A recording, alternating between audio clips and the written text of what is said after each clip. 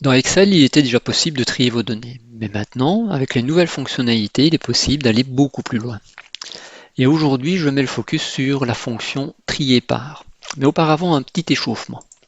Si dans Excel, je mets simplement égal le nom de ma table, Excel me renvoie ma table, comme la table d'origine. Et c'est très bien. Si ce nom, je le mets dans la fonction trier, uniquement comme ça, Excel va me renvoyer toujours ma table. Mais il va y avoir un tri qui va s'effectuer par défaut, puisque je n'ai rien spécifié à Excel. Il va me trier sur base de la première colonne et par ordre croissant.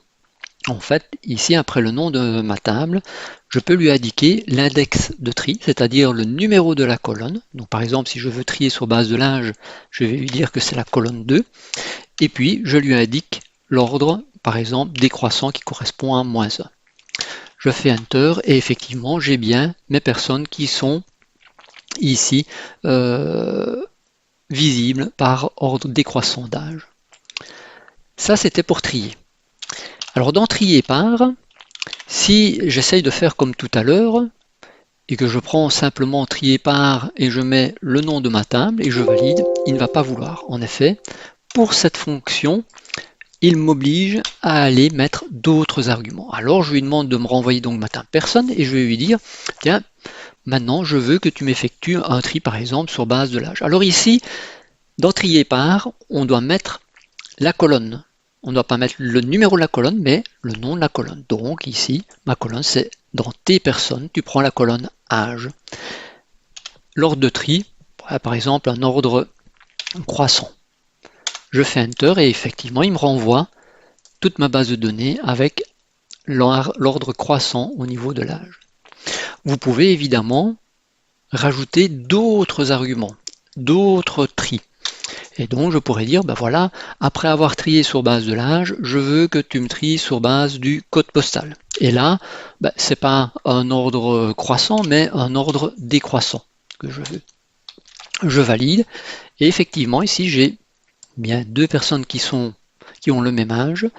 Et il m'a trié ces deux personnes par sous, je vais dire tri, qui est le code postal, mais par ordre décroissant.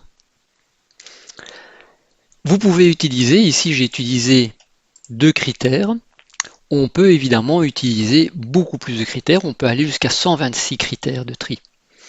Alors au-delà de cette utilisation, en fait, ceci c'est de l'utilisation encore un peu basique, même si c'est déjà très puissant.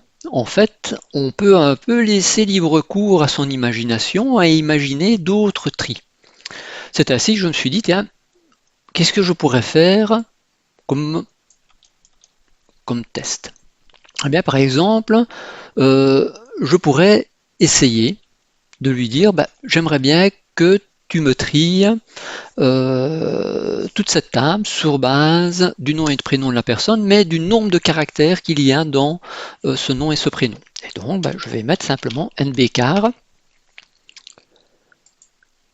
ma colonne, je referme ma parenthèse, je valide. Et donc là, il me rend ma table, il a pris ma colonne personne, il me prend le nombre de caractères qu'il y a dans cette colonne, donc dans le prénom et dans le nom, et il me les renvoie ainsi de manière croissante.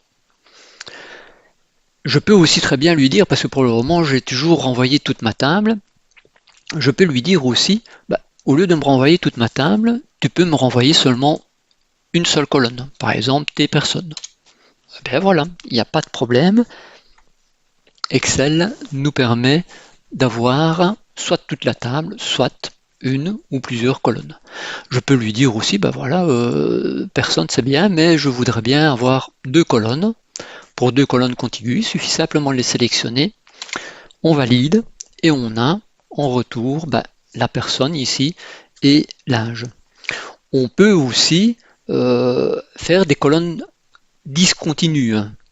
Alors là, c'est un peu plus subtil parce que effectivement, si j'essaye de me dire, ben voilà, je sélectionne personne et puis j'appuie sur CTRL et je choisis adresse, déjà, on voit que ça lui pose un problème puisqu'il renomme. Et si j'essaye de valider, il me dit que non, tu ne peux pas. Et donc, comment est-ce que je fais? Moi, je n'ai pas toutes les dernières fonctionnalités, mais bon, voilà, c'est un petit trip. Avec choisir, je peux lui dire, j'étais un peu trop loin là, je peux lui dire, ben voilà, je te force à créer une sorte de sous-table dans lesquelles tu vas prendre deux colonnes. La première colonne, ça sera personne. La deuxième colonne, ça sera... Oui, non, personne, pardon. Il faut quand même mettre un point virgule. Et puis, je choisis le code postal, je referme ma parenthèse, et donc, il me retourne mes personnes et ma colonne code postal. Mais on peut faire d'autres choses encore. Et là, c'est vraiment votre imagination qui peut faire toute la différence dans certains cas. Je vais prendre choisir, je reprends toute ma base de données et je voudrais par exemple qu'il me fasse deux groupes. Un groupe des personnes de moins de 45 ans et un groupe des personnes de plus de 45 ans. Comment est-ce que je vais faire? Je vais dire, tu dois te baser sur l'âge. Et l'âge, tu vas prendre ceux qui sont plus grands ou égal à 45, tu me le tries par ordre croissant.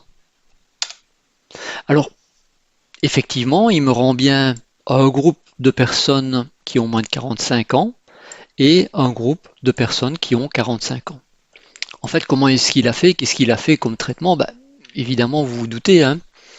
Si je mets ici ce bout de requête, si je lui mets simplement personne âge plus grand ou égal à 45 ans, il va me dire, tiens, est-ce que c'est vrai ou est-ce que c'est faux? Et puis, le vrai et le faux, il le transforme en 1 ou un 0.